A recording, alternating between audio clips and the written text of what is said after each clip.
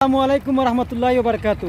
পিছনে দেখতে পাচ্ছেন এটা হলো সাহেব বাড়ির জামে ইসলাম মসজিদ, সাহেবের হাতে করা মসজিদ। এটা হচ্ছে সেই সুরমা নদী, যেখানে নদী ভাঙ্গনের কারণে সাহেব থাকতে অনেক ওই জায়গাটায় দোয়া করে চলে গিয়েছিলেন। বিগত 100 বছর পরে এই রাস্তা এখন মসজিদের রাস্তা, মাজারের প্রাঙ্গনে যে রাস্তাটা আছে দেখেন ভেঙে পড়ে যাচ্ছে এখন বর্তমানে।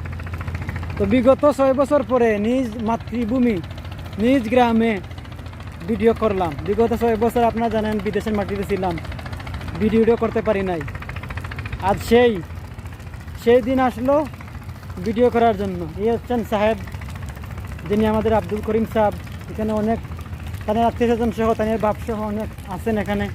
এটা হচ্ছে হাফিজিয়া মাদ্রাসা, এটা হচ্ছে আমাদের স্কুল, গ্রামের যে পারিবারিক স্কুল আছে না, এটা সেই আমাদের স্মৃতি ছোটোবেলার।